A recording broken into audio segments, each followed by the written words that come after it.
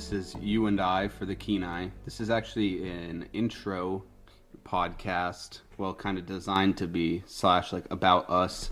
We've recorded a few podcasts now.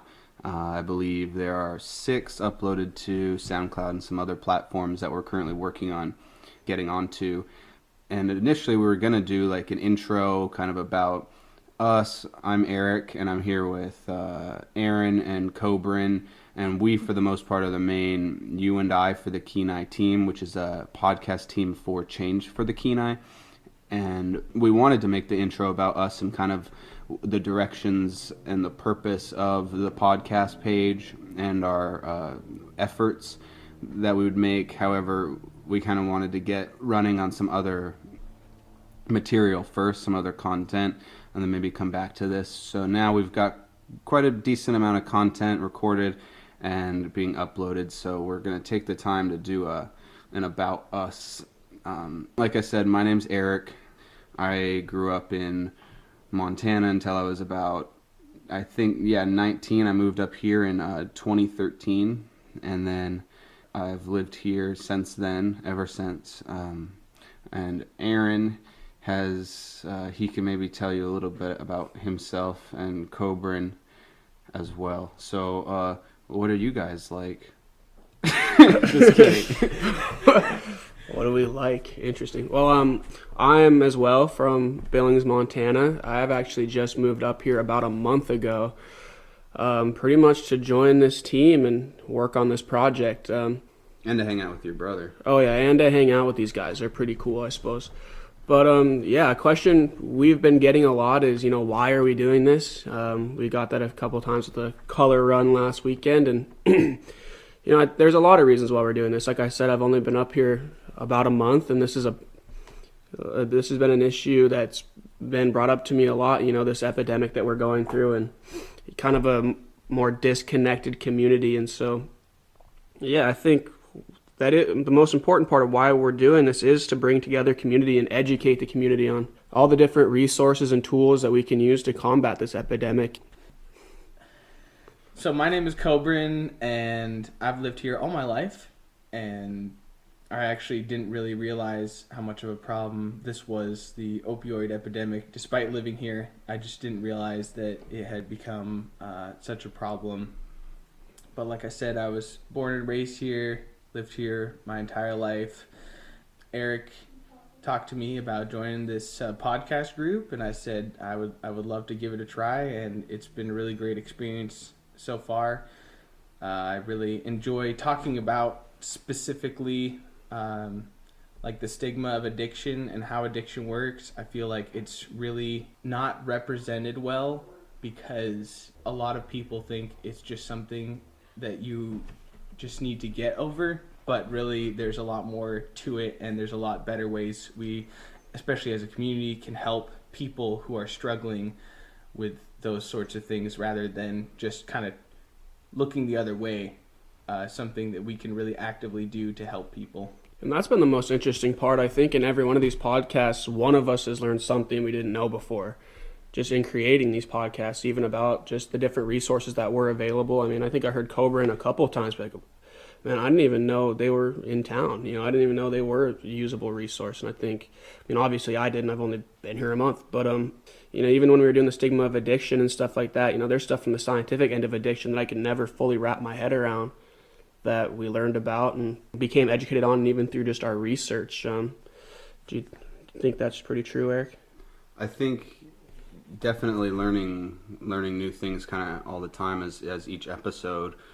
Definitely, I've been happily surprised about that, especially as we're going to different community resources that I've heard about and driven by numerous times. But to sit down with the people who are there and to kind of really discuss these resources, kind of how things got started, and kind of the goals going forward, and all the different resources they offer and the ways people can be involved, it really does shed a light on all the things going on on the Central Peninsula. So when we started this, for Change for the Kenai, which is a Kenai coalition, the project coordinator is Sherry Connor. It's underneath the hospital. It's the Central Peninsula Hospital. We thought there might be a few avenues in which we wanted to go as far as being a podcast media team. One of those was education, and this was all going to come back to, we thought this all needs to come back to Change for the Kenai. Is one of their slogans is connecting community, saving lives. And we thought, okay, this all has to come back to under the umbrella of community. And as well as, since it is a Change for the Kenai Central Peninsula Hospital approach, part of Change for the Kenai is addressing some of the negative consequences of substance abuse, and as well as kind of approaching substance abuse and all the factors around that. And essentially one of the main ideas around substance abuse and just well-being in general is how do we connect people and formulate like social support and social cohesion, especially in Alaska where independence is so highly valued. How do we like pull at the paradoxical relationship between independence and dependence, having that social support and cohesion of togetherness while also maintaining our independence. And part of that we thought was, well, we're not 100% sure in all of this, but one of the ways we wanted to do it was, well, let's learn about all that our community is and bring in some multiple perspectives there. And so some of the avenues we've pursued thus far have been kind of education. One of those was getting naloxone, an opioid reversal medication, kind of what that was about, all of its benefits, where you could learn about it and where you could get it. We did a podcast on that. That was great. We did one about the stigma of addiction, as well as an event that just happened, the 5K walk run, Change for the Kenai Stomp Out Stigma event, color run. Then we did another one on safe, which was safe use, safe disposal, safe use, safe storage, and safe disposal of prescription medications. And so that was like education, all related under the umbrella of the Central Peninsula community, as well as we went to some community resources, which was Change for the Kenai. We went to Freedom House and to Love Inc. And now we've also started with Recovery Stories to get in touch more with our, those truly human perspectives of addiction and recovery, and just kind of creating a full program that falls under community.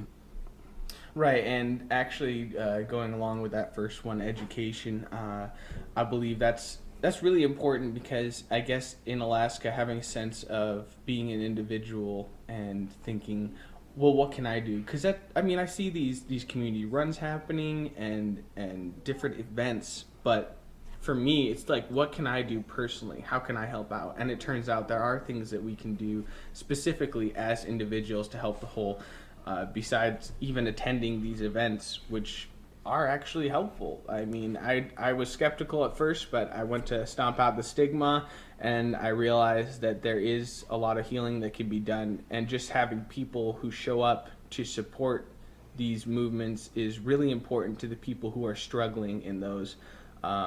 Learning about naloxone, I didn't even know what that was, and understanding how to use it. It's like something that I can say, I'm not involved in putting together an event or starting a fundraiser, but I can still do something. I can still help out in some way.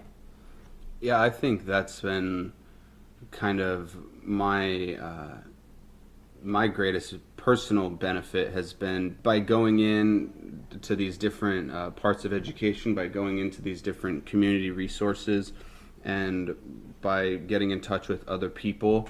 It's taken me from kind of like seeing all that the community is from a glance and really getting in there and kind of being like, hey, we want to be a media team and a podcast team that starts to really connect everybody from an informational side, as well as just like, what is our community about? How do we connect it further? How do we all get involved? And it's different to get involved. Like, I'm going to be honest, I was actually a little bit scared as we kind of went to our first community resource, as we went to our first kind of an event and everything, because it takes you from kind of an audience perspective to really getting involved. But like, getting involved in the community has really been like enriching in ways that I wasn't fully expecting. Yeah, and I'm excited to check out some of these new community resources, ones that we have, to see what is around that, I probably haven't seen before. I think a lot of people who seek out these community resources maybe already are struggling with something, but to understand that these are there to help before you need them, I think it's very important. It's like knowing who to call. You call 911 when your house is burning down, but you don't know who to call when maybe you need help or someone needs help, and you maybe think that there is no hope, but I think there's a great amount of hope in realizing what community resources are available for us that are there to help us when we are struggling. Yeah, and on top of that, another direction that we certainly want to go with community resources, not only sharing how do we all participate in getting help when we need it, but also there's a ton of positive things that are going on in our community, with all the different events that go on, Wednesday Right. in the park, the river festivals, all these different events that are in themselves enriching and can enhance like that social cohesion, that social connection. We're hoping to go to the chamber later on, and kind of talk about all that the chamber does for the Soldotna Chamber, all they do for the community. There's a lot of different community resources that are just putting things together to have a good time and to really bring everybody together in the community. And we think, part of it, as going back to Change for the Kenai slogan, like by connecting community, we can bring some togetherness, some social support, and we'll start to see just more and more positive things come out of that, I suppose. Some good things come out of that. Yeah, and I'm like I said, I just recently moved up here from a community that's not super communal. You know what I mean? So this has been really, really eye-opening for me. Just to see how many actual events and how many times a week people get together. Like every single week, there's music in the park every single week. Like that doesn't really happen, where I'm from, and it's kind of cool to see. Communities that do consistently come together and to be a part of, connecting that community has been really, it's just been really amazing. And I'm looking forward to more of these podcasts, and I'm looking forward to bringing a better sense of community, and we're going to keep touching on some more subjects. We have some good recovery stories we're recording later this week. I think we have some more community resource ones coming up as well, and even some more educational ones. So, keep your eyes out and check us out on SoundCloud, YouTube. We're coming to iTunes soon. If you go to SoundCloud page is You and I for the Kenai.